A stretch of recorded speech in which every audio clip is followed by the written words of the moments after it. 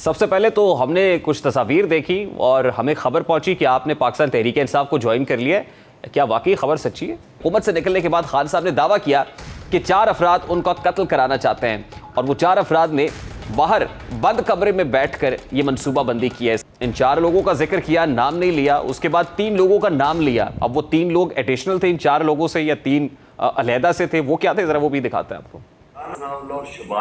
लोगों ने प्लान बनाया, इन्होंने प्लान बनाया मुझे मारने। राना सनाउल्लाह, शहबाज शरीफ और हसास इदारे के एक अफसर की बात की। उसके बाद इमरान खान साहब का ये बयानिया मजीद नैरो डाउन होता हुआ आसिफ अली जरदारी के ऊपर आ गया। आसिफ जरदारी इसके पीछे है।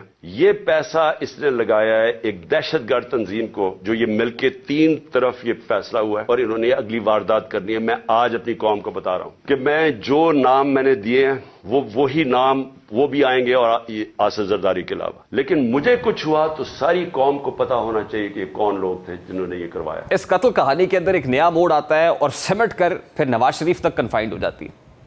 हमारे जेआईटी ने किया, उसको जेआईटी को खत्म कर दिया। जेआईटी को वो क्या कहता है कि उसने खुद सुना नवाज शरीफ को कहते हुए कि इमरान खान मरवाना है। वो बयान ये देता है और जाके उसने पुलिस स्टेशन में ये बयान दिया है। उसका जो वकील है मेहताब, उसने कंफर्म किया है कि पुलिस में वो बयान देता है। अब इस कत्ल कहानी की हालिया सूरत हाल क्या है, जरा वो भी आपको दिखाते हैं। आईजी पंजाब और आईजी इस्लामाबाद पीछे इनके हैंडलर्स, इन्होंने प्लान क्या बनाया? जमान पार्क के बाहर या आज या कल ऑपरेशन का प्लान है। और वो क्या ऑपरेशन है? हमारे खड़े होके हमारे लोगों के अंदर ये जो लोग भेजेंगे, क्योंकि यहां तो बड़े लोग होते हैं, उनके अंदर रह के इन्होंने 4-5 पुलिस वालों को कत्ल करना है और उसके बाद वहां से अटैक आना है। उन्होंने गोलियां चलानी है, हमारे लोगों को यहां मारेंगे और फिर करते करते मेरे घर आके वो फिर मुर्तजा भुट्टो टाइप स्टाइल मुझे कत्ल करेंगे। ये प्लान बना हुआ है, या आज इन्होंने करना है और या कल करना है। अब इस मामले पर बात करेंगे। इस वक्त सीनियर सियासतदान एजाजुल हक साहब हमारे साथ मौजूद है। अस्सलाम वालेकुम एजाजुल हक साहब, बहुत बहुत शुक्रिया आपके वक्त के लिए। सबसे पहले तो हमने कुछ तस्वीर देखी और हमें खबर पहुंची कि आपने पाकिस्तान तहरीक-ए-इंसाफ को ज्वाइन कर लिया है। क्या वाकई खबर सच्ची है? बिल्कुल, अब उनके साथ मिलकर इलेक्शन लड़ेंगे और ज्वाइन इन द सेंस कि हमारी अपनी पार्टी भी उसको हमने मर्ज नहीं किया, लेकिन तहरीक इंसाफ के साथ शामिल इस तरह है कि उनके साथ मिलकर हम इलेक्शन लड़ेंगे। यानी आपने परवेज इलाही साहब वाला ज्वाइन नहीं किया बल्कि सीट एडजस्टमेंट की है? नहीं, परवेज इलाही साहब के पास तो अपनी जमात नहीं थी ना उस वक्त। उनकी जमात जो है वो हाईजैक हो गई थी। हमारी जमात अभी मौजूद है। चले, it's a news for me कि पाकिस्तान मुस्लिम लीग यानी मुस्लिम लीग ज़िया के सरबराह एजाजुल हक साहब ने मुस्लिम लीग ज़िया का जो अलायंस है वो पाकिस्तान तहरीक-ए-इंसाफ के साथ हुआ है और ये a kind of seat adjustment होगी और इस अरेंजमेंट के तहत आप अगला इलेक्शन लड़ेंगे। अच्छा एजाजुल हक साहब, ये फरमाइएगा कि इस वक्त इमरान खान साहब जो बयानिया बना रहे हैं, ख़ास तौर पे काफ़ी नैरो डाउन करते करते करते उनकी कत्ल कहानी के अंदर खासे मोड़ आए हैं। अब उन्होंने कहा कि वो पंजाब पुलिस के 4-5 लोग हैं, तो जुडिशल कमीशन आज बना दिया गया पंजाब हुकूमत की तरफ से। आप समझते हैं कि खुशाइंद है? देखिए, बिल्कुल इसकी तह तक पहुंचना चाहिए। उनकी हिफाजत जो है वो हुकूमत की जिम्मेदारी है। इतना एक्सपोजर उनका जिस तरीके से हो रहा था और जिस तरीके से ये शेलिंग और महाजराई यानी पुलिस और रेंजर्स और सारा कुछ भी हो सकता है। देखें, इन मामलात के अंदर ज़रूरी नहीं है कि जो इमरान खान कह रहे हो वो सच है। ये अचानक भी ऐसी चीज़ें हो सकती हैं, जब ना दानिस्ता तौर पे भी हो सकती हैं ऐसी चीज़ें कि कहीं से भी एक शरारती आदमी अनासर अंदर आके के गोली चला दे, तो लाजमी बात है कि फिर बैक फायर भी होता है। हम लोग कई मरतबा इससे गुजरे हैं इस तरह कि अगर सामने से फायर आए तो लाजमी बात है आपके गार्ड्स होते हैं, आपके साथी होते हैं जिनके पास लाइसेंसी असला होता है, तो वो भी फिर ये करते हैं। तो इस माहौल को बेहतर करने की जरूरत है। ये खदशात जो है नहीं, लेकिन एजाजुल हक साहब, ये कहानी इमरान खान साहब रोज बैठकर तश्कील देते हैं।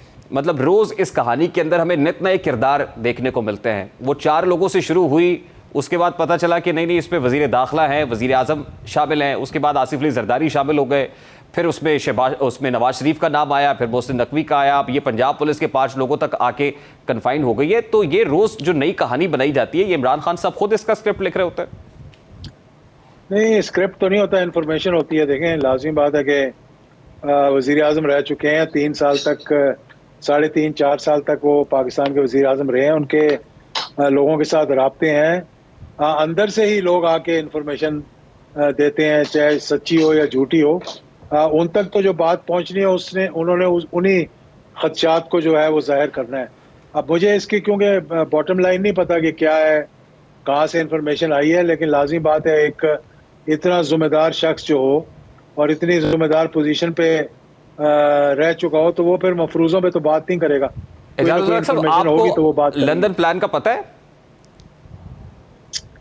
नहीं, मुझे इस बारे में कोई इल्म नहीं है। मैं इसलिए पूछ रहा हूं कि शाह महमूद कुरैशी साहब से पूछे, उनको भी नहीं पता है, असद उमर को भी नहीं पता है। यानी पाकिस्तान तहरीक इंसाफ के फ्रंट लाइनर्स भी लंदन प्लान से नाबालिग हैं। इमरान खान साहब अपनी तकरीर के अंदर लंदन प्लान का जिक्र करते हैं, तो ये प्लान भी इमरान खान तक महदूद है, वही जानते हैं सर? जी, अगर मुझसे शेयर करेंगे तो मैं ज़रूर आपको बता दूंगा, लेकिन अभी तक मुझे इसके बारे में कोई इल्म नहीं है।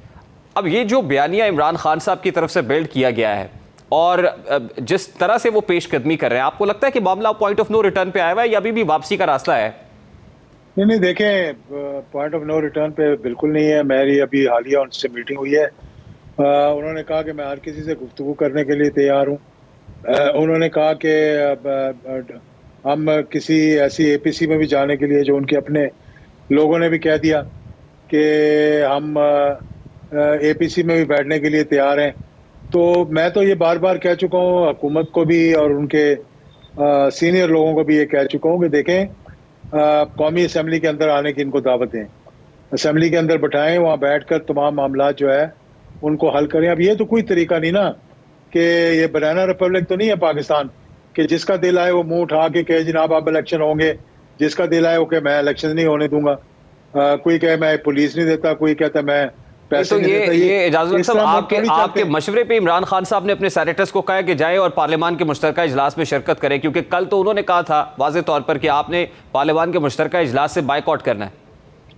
मैं तो कह रहा हूँ कि तमाम असम्बली के अरकान जिनको डी नोटिफाई कर दिया है लाहौर हाई कोर्ट ने, पेशावर हाई कोर्ट ने, उन सबको बुलाकर वहां पर बिठाएं। नहीं, आज तो एक आजम अच्छा नज़ीर माहौल तारड़ पैदा साहब ने, वफाकी वजीर कानून ने, ग्रैंड पॉलिटिकल डायलॉग की बात की है। उन्होंने कहा कि बैठकर बातचीत होनी चाहिए। तो क्या इमरान खान इसके लिए आमादा है?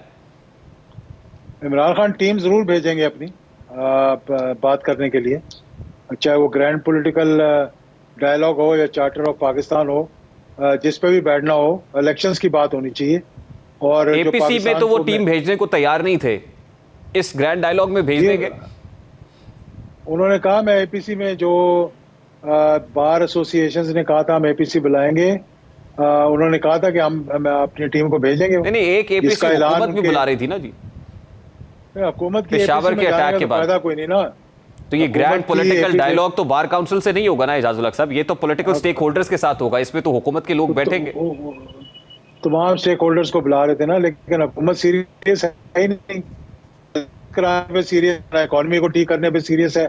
वो सिर्फ अपनी हुकूमत को तूल देने पे सीरियस है, अपने केसेस खत्म कराने पे सीरियस है। मुझे तो समझ नहीं आती कि किस किस्म का आइन की धचकियां उड़ाई जा रही हैं, कानून को फॉलो नहीं किया जा रहा। मैं जो इनके हालात लग रहे हैं, मुझे तो लगता है अक्टूबर में हालात मजीद खराब हो जाने और इन्होंने अक्टूबर में भी इलेक्शंस नहीं करवाने।